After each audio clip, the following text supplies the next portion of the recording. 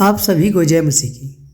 आज हम जानेंगे कि अगर कोई इंसान इस पृथ्वी पर अगर उसकी मृत्यु हो रही है, मरने के बाद वो कहाँ पर जाता है और किस हाल में रहता है, कहाँ जाता है, कैसे जाता है। आज हम जानेंगे वो विश्वासी है या अन्य विश्वासी है। मगर विश्वासियों के लिए बाइबल क्या कहती है।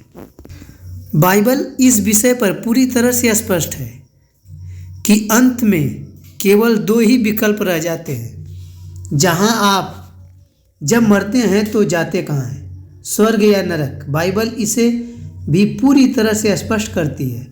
आप निर्धारित कर सकते हैं कि आप मरने के उपरांत कहाँ जाएंगे और कैसे जाएंगे।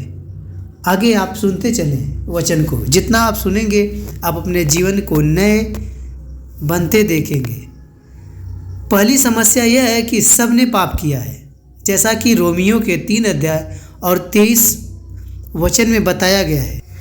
इसलिए सब ने पाप किया है और परमेश्वर की महिमा से रहित हैं। पृथ्वी पर कोई ऐसा नहीं है कि जिसने पाप नहीं किया है। उसी पाप की वजह से आज हम सभी परमेश्वर की महिमा से दूर हैं। परमेश्वर से हमारा मेल मिलाप नहीं हो पा रहा है। हम सब ने ऐसे कार्य किए हैं जो केवल गलत है और बुरे हैं, और बुरे कार्यों की सज़ा सिर्फ मौत होती है, और वो भी अनंत काल के लिए। और सबोपदेशक में बाइबल में बताती है 7 अध्याय और 20वां वचन, निसंदेह पृथ्वी पर कोई ऐसा धर्मी मनुष्य नहीं है जो भलाई ही करे, और जिसने आज तक पाप ही न किया हो, ऐसा कोई भी नहीं है। हमारे पापों के कारण हम परमेश्वर से बहुत दूर हैं, और यदि इसका समाधान नहीं होता तो हमारे पाप हमें अनंत काल के लिए परमेश्वर से दूर कर देते हैं, और इसका परिणाम को हम पाते हैं कि हम मृत्यु के बाद नरक में जाएंगे। मगर अगर हम देखें बाइबल में मत्ती के 25 अध्याय और 46 वचन हमें बताता है, और यह अनंत दंड भोगेंगे, परंतु जो धर्मी हैं वो अनंत जीवन में प्रवेश करेंगे। क्योंकि पाप की मजदूरी तो मृत्यु है, परंतु परमेश्वर का वरदान हमारे प्रभु यीशु मसीह में अनंत जीवन है।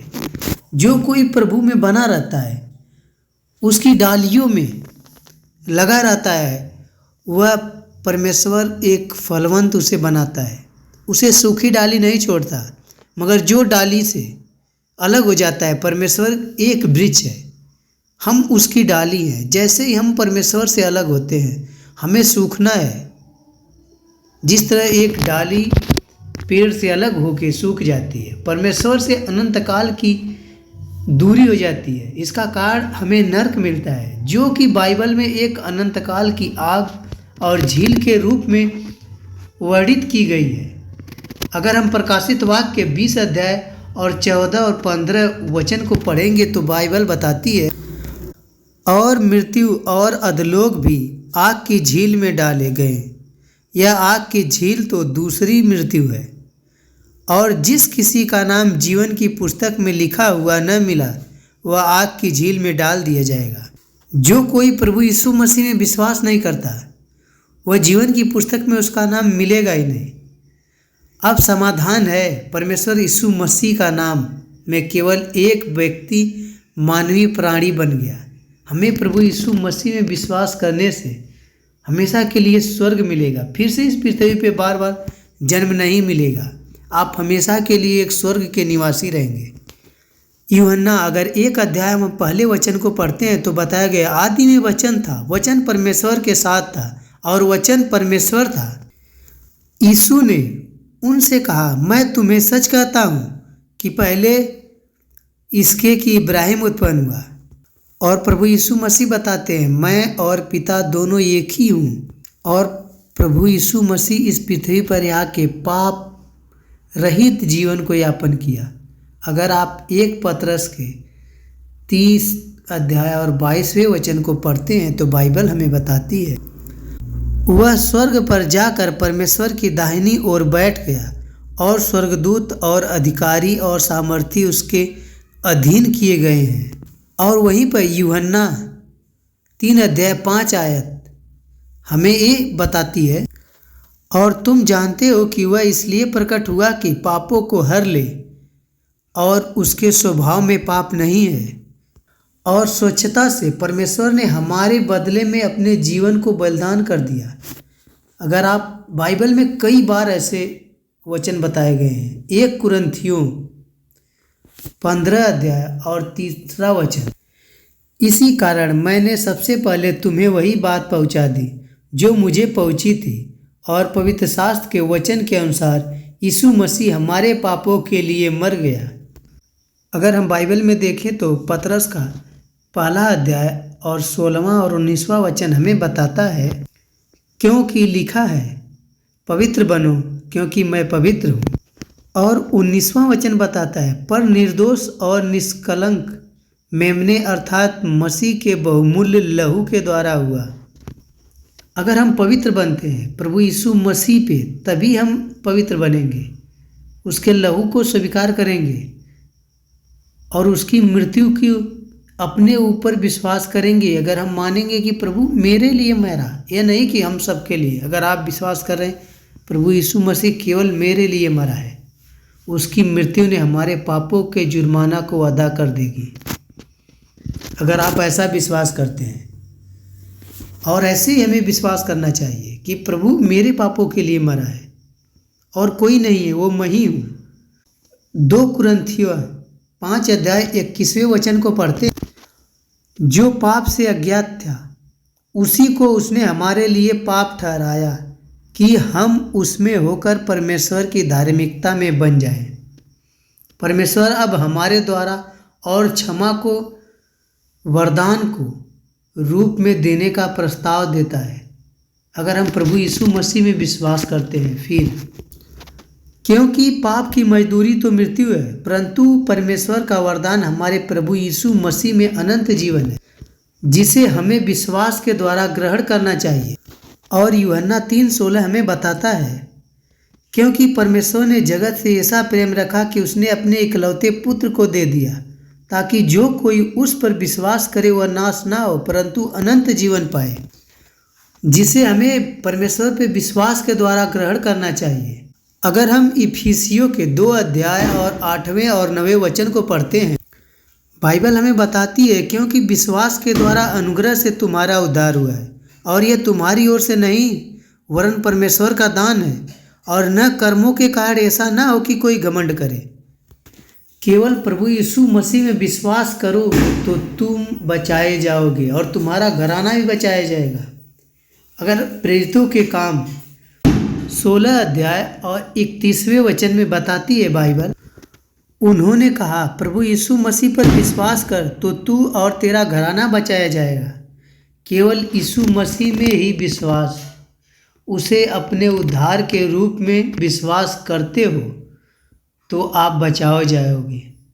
अपने पापों के जुर्माने के लिए केवल उसी के बलिदान के ऊपर निर्भर रहें, और परमेश्वर के वचन के अनुसार आपको स्वर्ग में अनंत जीवन की प्रतिज्ञा मिलेगी। अगर आप प्रभु यीशु मसीह में विश्वास करते हैं, जब आप मर जाएंगे तो आप कहाँ जाएंगे? हमारा यही सवाल था। यह आपके ऊपर निर्भर करता है। परमेश्वर आपको चुनाव करने का प्रस्ताव देता है। परमेश्वर आपको उसके साथ आने का निमंत्रण देता है। यह आपकी बुलाहट है। यदि आप महसूस करते हैं कि परमेश्वर आपको मसीह में विश्वास करने के लिए निकट ला रहा है, तो आप परमेश्वर में बने रहिए। आपको परमेश्वर बचाना चाहता है, इसलिए वो अपने आप को कुर्बान किया है। वो हम ही हैं, हम लोगों के लिए मरा और कोई नहीं है। जो विश्वास करता है उसी के लिए वो मरा है। हम यूहन्ना के 6 अध्याय और 44वें वचन को पढ़ते हैं तो बाइबल हमें बताती है, कोई मेरे पास नहीं आ सकता जब तक पिता उसे मेरे पास ना भेजे, उसे खींच ना ले, और मैं उसको अंतिम दिन फिर से जिला उठाऊंगा। जो कोई परमेश्वर के पास जाता है, जो खोजता है वही, उसी को परमेश्वर उसके पास भेजता है। तो उद्धारकर्ता के पास चले आओ। यदि परमेश्वर पर्दे को हटा रहा है और आपके आत्मिक अंधेपन को दूर कर रहा है, तो परमेश्वर के पास दौड़ के आओ। 2 कुरिन्थियों 4 अध्याय और 4 वचन, इसलिए जब हम पर ऐसी दशा हुई कि हमें यह सेवा मिली तो हम साहस नहीं छोड़ते।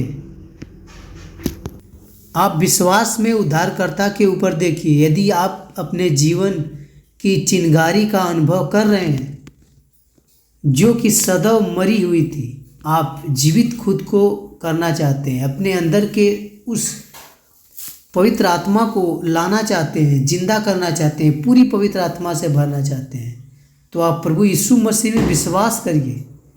विश्वास के द्वारा आपको स्वर्ग मिलेगा। अगर इफिसियों के 2 अध्याय और पहले वचन को आप पढ़ते हैं, और उसने तुम्हें भी जिलाया जो अपने अपराधों और पापों के कारण मरे हुए थे, तो उद्धारकर्ता के द्वारा जीवन के पास ही चले आओ। जब आप मर जाएंगे तो कहाँ जाएंगे, स्वर्ग या नरक? यीशु मसीह के द्वारा नरक से बचा जा सकता है। यीशु को अपने उद्धारकर्ता के रूप में स्वीकार करें और स्वर्ग का अनंतकालीन में आने के लिए तैयार हो जाओ। स्वर्ग आपका है। कोई भी अन्य निर्णय को लें तो प्रभु यीशु मसीह में परमेश्वर के साथ अनंत काल के लिए जुड़ जाएं, उससे दूर ना रहें। नरक का परिणाम नहीं दे सकता। और आगे हमें यूहन्ना के 14 अध्याय और 6वां वचन बताता है, और जहाँ मैं जाता हूँ वहाँ का मार्ग जानते हो। प्रेरितों के काम 4 अध्याय 12वां वचन।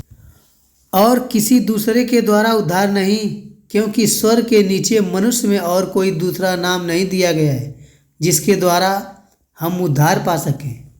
यदि अब आप उन 2 संभावनाओं को समझते हैं कि जब आप मरेंगे तो आप कहाँ जाएंगे, और आप यीशु मसीह में उसे अपना व्यक्तिगत उद्धारकर्ता मानते हुए उस पर भरोसा करते हैं, तो निश्चित और निश्चय कर लें कि आप यह समझ चुके हैं कि इन बातों में विश्वास करते हैं कि आप प्रभु यीशु मसीह में हैं, और विश्वास के द्वारा यह कार्य के रूप में इन बातों को परमेश्वर से कहें, हे परमेश्वर, मैं जानता हूँ कि मैंने आपके विरुद्ध पाप किया है और मैं सज़ा के पात्र हूँ, परंतु यीशु मसीह ने उस सज़ा को स्वयं अपने ऊपर ले लिया जिसके योग्य मैं था, ताकि उसमें विश्वास करने के द्वारा मैं क्षमा किया जा सकूँ। मैं उद्धार के लिए आप में अपने विश्वास को रखता हूँ। आपके अद्भुत अनुग्रह और क्षमा जो अनंत जीवन का उपहार है के लिए मैं आपका धन्यवाद करता हूँ। आमीन।